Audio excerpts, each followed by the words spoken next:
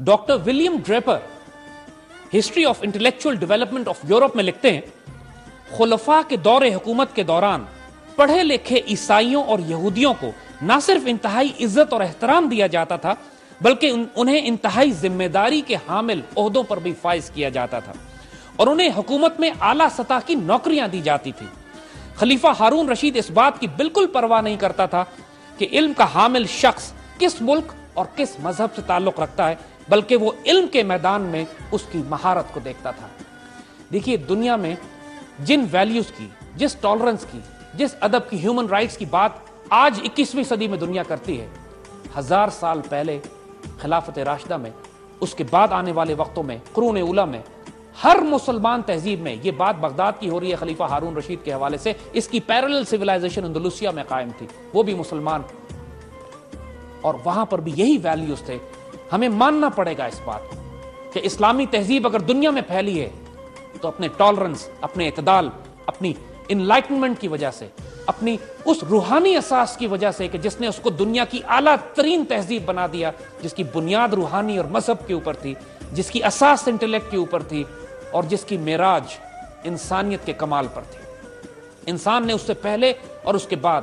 ایسی تہذیب اس لیے نہیں دیکھی کہ پہلی تہذیبوں میں بھی روحانی اور دینی اساس نہیں تھی، اور آج بھی جو تہذیبیں ہمیں پچھلے 200 سال میں نظر آتی ہیں، جو رینیساں اور ریفارمیشن کے بعد بنائی گئی ہیں،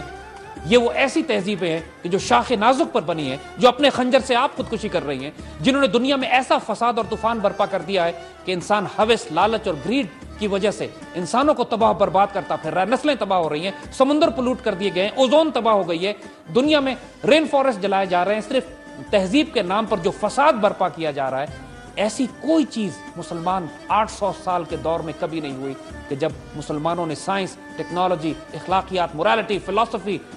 اور ریلیجس سائنسز کے لحاظ سے دنیا میں اپنا لوہا منوایا اور پوری دنیا پر راج کیا حکومت کی عزت اور آبرو کے ساتھ۔ تو اگر ہم قرون اولیٰ کے دور کو مختلف درجوں میں تقسیم کریں تو یہ بات پھر ہمیں بڑی واضح نظر آ جاتی ہے کہ جو پہلا فیز تھا، وہ پہلا فیز ہماری آئیڈیالوجی کو اسٹیبلش کرنے کا تھا، جو خاص طور پر دور نبوی کا ہے۔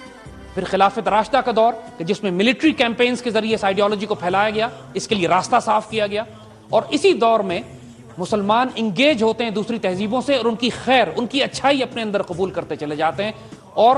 دوسری تہذیبوں کے لوگ مسلمان اخلاق اور کردار اور مسلمان تہذیب کو دیکھ کر اپنے خزانے لا کر اسلامی تہذیب کے دامن میں ڈالنا شروع کرتے ہیں، اور یہ تہذیب ان کو قبول بھی کرتی ہے، ایبزارب بھی کرتی ہے، ان کو ڈیولپ بھی کرتی ہے اور ان کو عروج پر بھی لے جاتی ہے۔ پھر ساتھ ساتھ جو تیسرا دور ہے، اس سے پہلے کہ مسلمان سائنس اور ٹیکنالوجی کی طرف جائیں، مورل ویلیوز کو،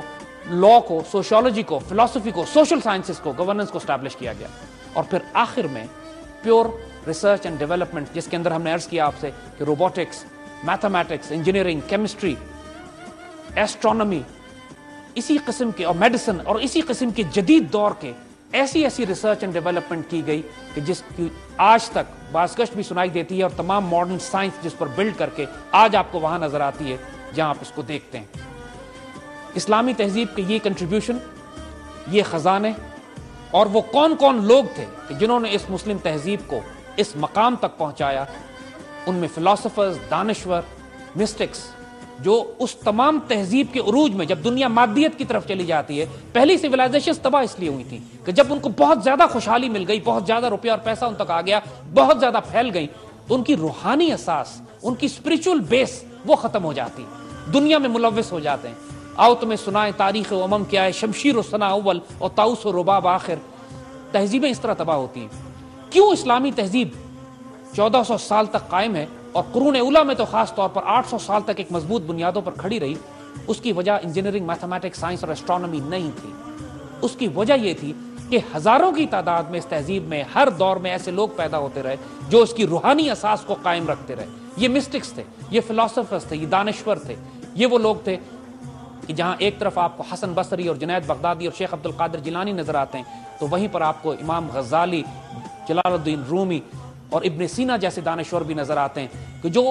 اگر یہ لوگ اس تہذیب میں نہ پھیلے ہوئے ہوتے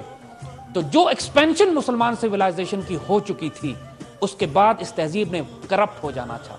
یہ جو کرپٹ نہیں ہوئی، اس نے اپنے اعتدال کو قائم رکھا اور مسلسل ترقی کرتے رہی اور انسانیت کو فلاح دیتی رہی، وہ ان سوشل سائنسز کی وجہ سے، ان مسٹیکل ڈائمنشنز کی وجہ سے، اس روحانی اساس کی وجہ سے اور اس دینی بنیاد کی وجہ سے تھی کہ جو مسلسل اس کے اعلیٰ ترین علماء نے اس کو جس بنیادوں پر قائم رکھا اور سائنسدانوں کو موقع دیا کہ وہ جدید دنیا کی ریسرچ اینڈ ڈیولپمنٹ بھی کریں اور معاشرہ کرپٹ نہ ہو۔ یہ اگین ایک حیرت انگیز پہلو تھا اسلامی تہذیب کا، جس پر ہم تفصیل سے انشاءاللہ آئندہ بات کریں گے۔